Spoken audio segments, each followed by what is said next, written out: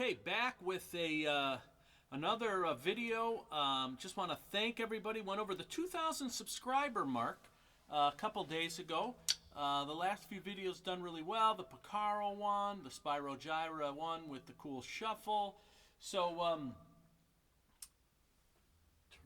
that down. Just want to thank everybody because that's pretty cool. I know, for some places, 2,000 subscribers, not a big deal. But I don't really advertise or do anything other than put out my videos. And again, originally they were just put out for my students. So it's pretty cool. I appreciate all the people who have subscribed. And most important, I hope you're getting some good information out of it. That's the main thing. So, and speaking of good information, we have what could possibly be, I don't remember the name of the book, but one of my students was going through a rock book, and they had something called in the book rhythm fills. And I thought that was a pretty good explanation for what this is, and what people do a lot is they keep a rhythm going, but that's actually the fill. So they don't do the traditional drum fill. They do a rhythm in place of a fill. And it happens more often than you think. And so then as I was thinking about that more, I thought, man, what's some of the greatest rhythm fills? And I think perhaps, I've discovered the greatest rhythm fill of all time. And it's a 4-bar fill. And I've done an entire video on this whole song. I don't remember, a couple years ago, I don't remember if I broke down specifically the rhythm fill. So this is a song called Rumble by Chick Corea Electric Band. And it's a drummer, obviously, is Dave Weckl. And this was from the first Electric Band album. It's really the album that, I don't know if people could appreciate the magnitude of that album really on drumming. If you were not around in the mid-'80s alive, or if you were too young to know, or if you weren't into that music, after the mid-'80s, something happened. That album came out, and Dave Weckl became a rock star. As a matter of fact, the whole band basically became, well, Chick was obviously a legend already, but I was at Musicians Institute in 1987, so that first Chick album just came out, and Weckl was just bursting on the scene, and when I got there, I didn't know too much about him. And that was going to change real fast, because the buzz from everyone at the school was this new guy named Dave Weckl. Everybody, including the teachers. And this whole new way of setting up your drums with a floor tom over here. And sure, it may have been done in the past, but it was becoming popularized. This floor tom on the left side. So,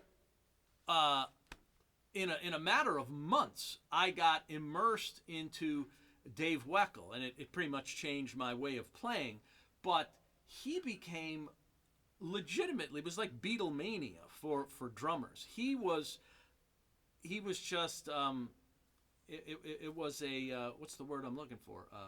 Phenomenon, almost. That when he hit the scene, and I guess he was the right age, and he had the right look and everything, it was just this combining of everything. But if you weren't around then, you weren't there to appreciate it, it was like nothing I've ever seen before as far as drumming goes. And then he put out this thing, which I still have my original one. This came with a cassette, and this was the Dave Weckl Contemporary Drummer, and everyone got this. I mean, this was like the talk. This was before everybody had the minus drum tracks. This came with charts.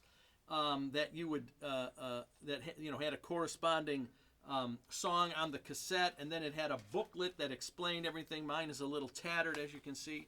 I'm not sure what year this came out. This came out in '87. This thing was so popular. So then I'm at a Musicians Institute, and Weckl does a clinic for the Professional Drum Shop, which was the big drum shop there, at the Student Union, I think it was called.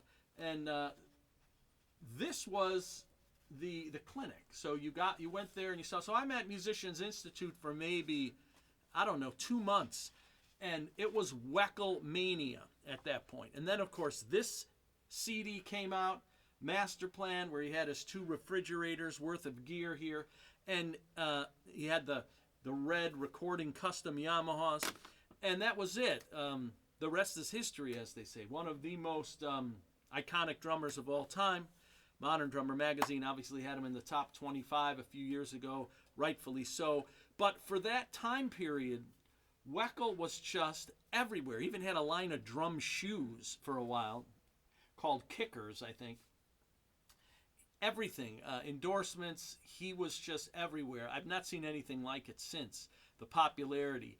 When I came back home, I don't know, for spring break or something, the local amphitheater that was playing, you know, all the big rock bands, the outdoor amphitheater, the 12, 15,000 seat stadium, Chick Corea was playing stadium tours back then. He played at it was called Poplar Creek, and he filled Poplar Creek. This jazz band was playing amongst, you know, at the time in the 80s, you know, whatever, Metallica, all of the huge bands, Van Halen, would go and play at this outdoor venue. And there he was, the Chick Corea Electric Band. It was probably in the summer, not spring break. It was probably more like June or July. But he played the outdoor festival. So Weckl was a phenomenon, changed the way a lot of people played with the floor tom on the left side. Of course, he studied with a guy named Gary Chester. He has a great book called New Breed. If you've never gone through that, phenomenal book. But anyway, the song Rumble came out. And a lot of people know Got a Match, famous song with a little drum solo there. But this song Rumble came out, and it has this 4-bar break in it. Or what I'm going to call it a 4-bar rhythm fill. Okay? And I'm going to walk you through it. We're going to put it on the screen here. I remember the drum labs at MI. Again, when this stuff came out, people were playing all kinds. Weckl licks were everywhere. Everyone was playing Weckl stuff, talking about him. It was a crazy time, a very cool time. So we're going to walk you through the 4-bar break that is in Rumble. It starts off with a musical passage, and then it builds, I don't know, maybe a minute into it, not long. And he does this twice. I'm going to talk about the recorded version, and then there's a live version. And I actually had the pleasure of sort of via email conversing with him about this song for a student who wanted to learn the main part, and Weckl sent me a transcription of the intro part, and because there was a sequencer in it, and he told me that there's no point in trying to learn the drum part for the intro because it's both him playing and a sequencer. So it's impossible to play the whole thing. He transcribed what he played. It was pretty cool that he was able to do it. The student was thrilled, obviously. And if you want to see more of that, you can go to I'll put it in the description at the bottom of this video, where I go through and I play the entire Rumble song, and I talk about it from the entirety of the song, not just this break. But I want to focus on this break because this is more, I think perhaps the most iconic rhythm fill of all time. So the main version, I think, on the studio album is the 16th note version, and there are plenty of videos where you can see him play this. And if we look at it, it's all in 4. And if we look at the placement of the notes, I'll just walk you through it right now without playing any 16th notes on the hi-hat. So it starts off bass drum, right? 1 E and 2 E and 3 E and 4 E and okay? That's the first part. 1 E and 2 E and 3 E and 4 E and second bar. 1 E and 2 E and 3 E and 4 E and okay? One more time. 1 E and 2 E and 3 E and 4 E and okay? Third bar. 1 E and 2 E and 3 E and 4 E and one more time. 1 E and 2 E and 3 E and 4 E and last bar. We're almost there. Last bar. Where's it at? 1 E and 2 E and 3 E and 4 E and okay, and the splash, hi-hat, something. I thought I'd break out everything I can for this video. I'm using recording custom drums, which is normally what I have. I almost broke out the old green Yamaha Maple Customs, which he used for a long time. I have the Dave Weckl signature snare drum. I'm using the Weckl sticks. I still won't sound like him, no matter what I play, right? It's hard to sound like the greats, but you do the best you can. We can get close. Do the best we can. Okay, so that's it. That's the 4 bars. So now we've got to put the hi-hat on top, and obviously, whenever we play the snare drum, we've got to move our hands off of the snare drum, off of the hi-hat, onto the snare drum, okay? So let's try it, okay? Let's try it. We're gonna walk through it. Let's see what happens here. Okay. Now, obviously, he had a lot of electronics. He had a lot of electronics and stuff, samples. That was his thing back then. So he had a lot of interesting sounds. He had a lot of electronics mixed in. Again, he had the 2 refrigerators. I don't have that. So we'll see how it sounds. Okay, we'll do it slow first.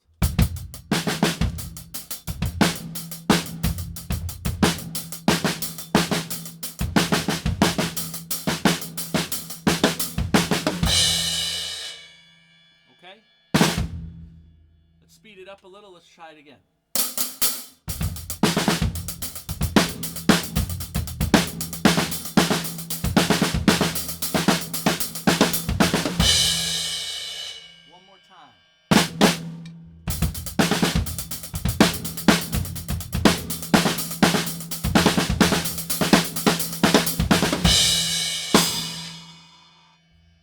Okay, that's it.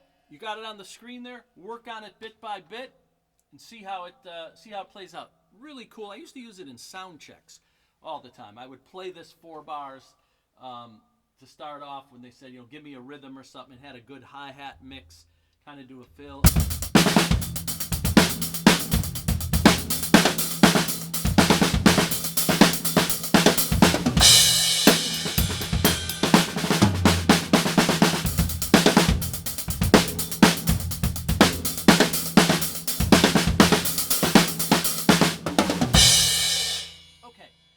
Saw him do a version where he had a splash cymbal here. I'm going to use this upside down splash here, which he did a lot, but I think he put his over here somewhere. And I'm going to play the same thing, only I'm going to play it with 1/8 notes. Okay? So he did this on a live version, and it's pretty cool, gives it a different sound. Same thing. Okay, so here we go.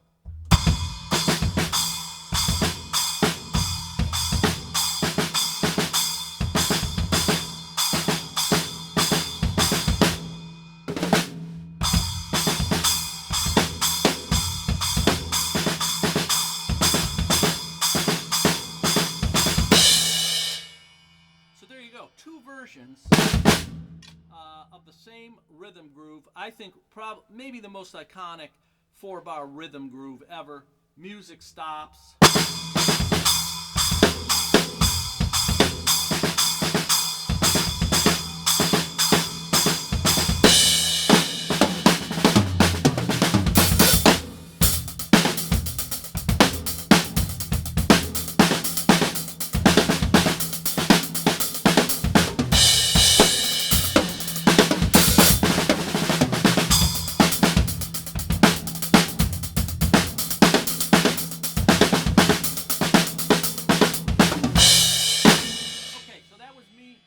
Kind of playing with it, playing a little variety in there, mixing it up. You don't have to stick to the same thing, but if you want that iconic sound, that's basically it, okay? Get a little splash cymbal, turn it upside down, put it on a crash somewhere. You could play it on the bell, I guess. I never did.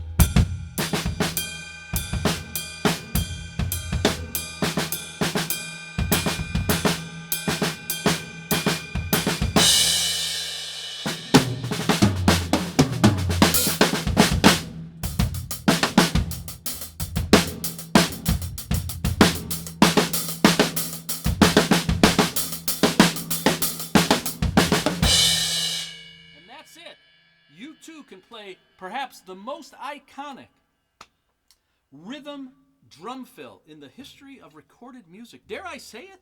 I did dare say it. Anyway, yeah, it's right up there, and it's really cool to play, and a great workout with independence between your limbs. I actually found the eighth note version when I first did it, or the quarter note version. When I first played that, harder to play than the 16th note version. But maybe that's just because I played the 16th note version first. I don't know. Either way, it's really a fun rhythmic exercise, and it's great to put the song on and wait for that part, and then nail it.